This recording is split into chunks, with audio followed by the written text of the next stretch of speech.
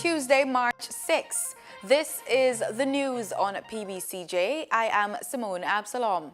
The Jamaica Labour Party celebrated Dr. Nigel Clarke's St. Andrew Northwestern by-election victory at Sherlock Crescent in the constituency on Monday.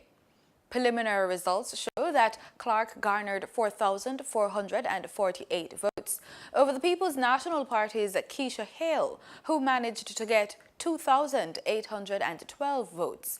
Both were contesting the St. Andrew Northwestern seat after the resignation of former JLP Member of Parliament Derek Smith. In the other by-election held for the Norman Gardens division, the PMP's Jacqueline Lewis got 2,062 votes over the JLP's Headley Wilson. More than 40,000 Jamaicans were eligible to vote in Monday's by-elections, with 30,216 of that number being in the St. Andrew Northwestern constituency. PBCJ understands that National Security Advisor Major General Anthony Anderson is the front runner to replace George Coelho as Police Commissioner. Major General Anderson is a former Chief of Defense Staff of the Jamaica Defense Force, JDF. Several candidates, including Acting Commissioner of Police Clifford Blake, were interviewed by the Police Service Commission, the PSC. But it's understood Major General Anderson is tipped to be appointed as Commissioner. Deputy Commissioner Blake has been acting as Commissioner since Mr. Coelho left the post at the end of January.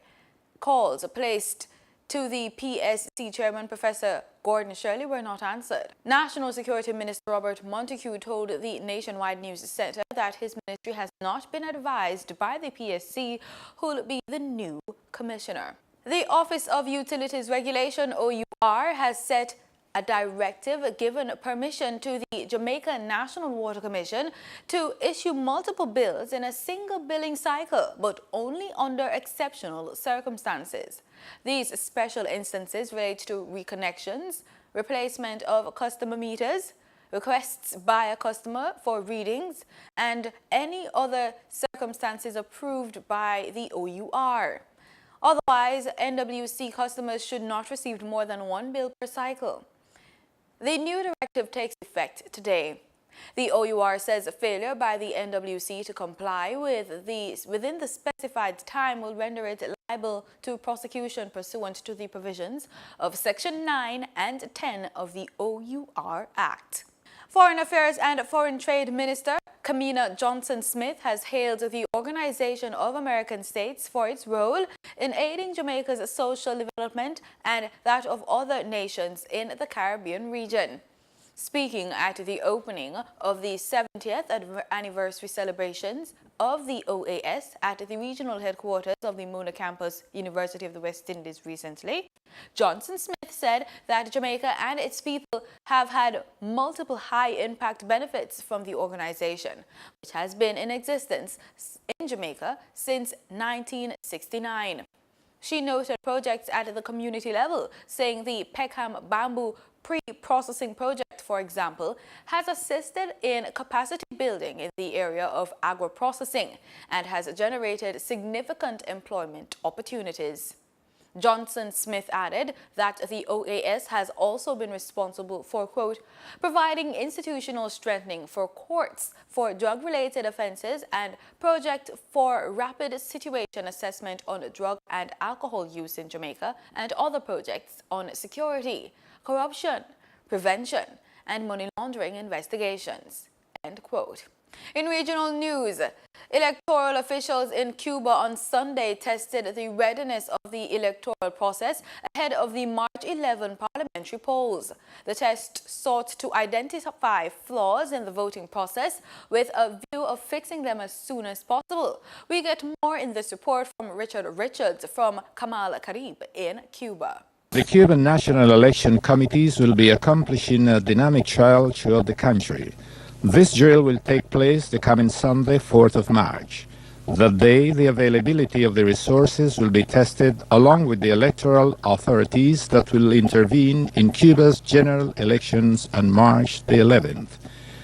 At the end of this dynamic testing, the electoral district and municipal committees must put together a summary of the exercises, reflecting all the faults and setbacks detected in relation with the material conditions or in the information issues. Va a aprobar todos los aseguramientos desde el punto de vista logístico que tienen que garantizar las elecciones el día 11. Tiene que ver con todo el soporte informativo, la transmisión de datos, transporte, comunicaciones. The training of the more than 200,000 electoral authorities is an aspect that has had special attention in Cuba, inasmuch as it is a mass process and many of these authorities are going through this election phase for the first time.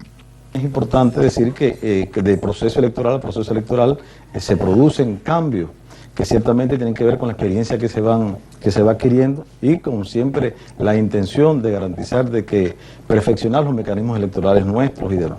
General election will take place on Sunday, March 11th, when Cubans will vote for provincial government delegates and deputies to the National Assembly of People's Power. This is the Cuban Parliament. Now, as it is common here, prior to that moment, all resources, good practices, and personal performance must be put to test. 8 million Cubans have been summoned to vote 1,265 provincial government delegates and 605 parliamentarians for a 5-year term.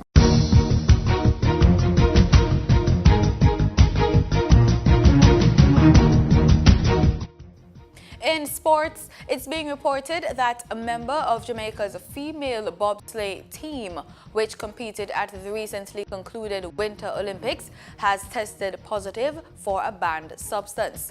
The adverse finding was reportedly made following tests conducted by the International Bobsleigh and Skeleton Federation. According to Nationwide News, the female has tested positive for the banned substance clenbuterol. However, it's understood a report prepared by the International Bobsleigh and Skeleton Federation has noted that the positive test is below what is considered to be performance-enhancing levels. 0.2 nanograms per milliliter of a banned substance in a sample is considered as performance-enhancing levels. The drug is used by sufferers of breathing disorders as a decongestant.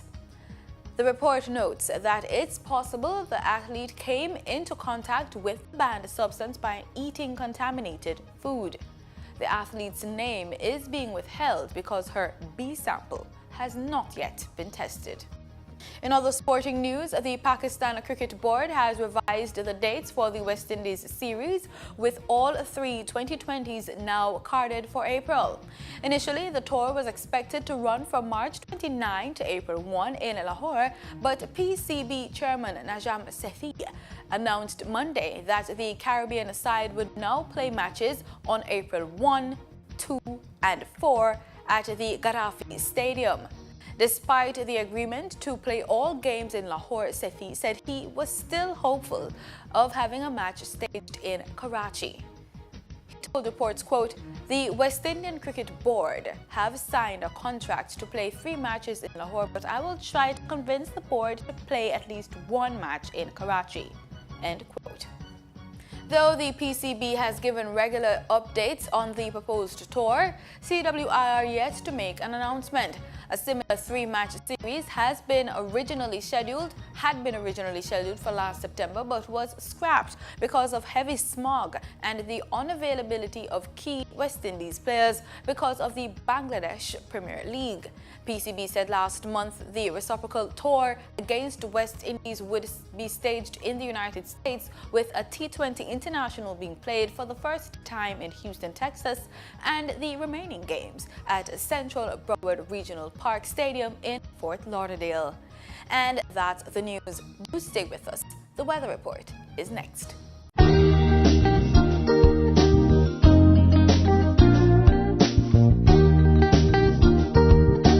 This is PBCJ's weather report. Thanks so much for staying with us. Let's start as usual with our local currents.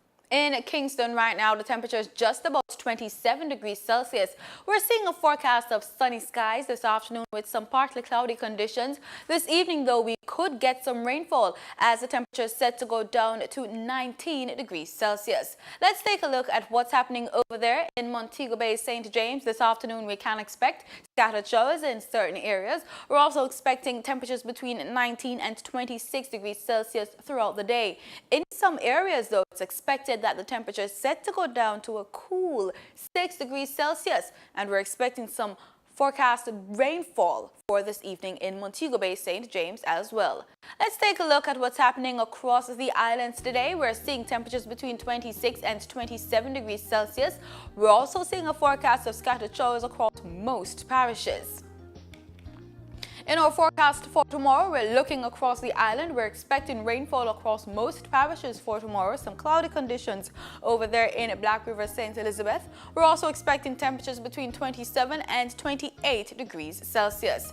Let's take a look at what's happening across the region for those of us who are traveling somewhere in the Caribbean tomorrow. You can expect warm temperatures between 26 and 28 degrees Celsius. We can also expect scattered showers in certain areas. We're seeing possible rainfall for Nassau, Bahamas, over there in St. George's, Grenada as well.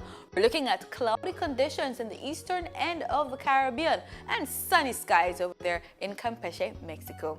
Let's take a look further afield. We're looking tomorrow at the United States. We're seeing that we could have some cloudy conditions over there in Los Angeles. We're also seeing a forecast of rainfall in Miami and over there in New York. We're seeing a minimum temperature 1 degree Celsius.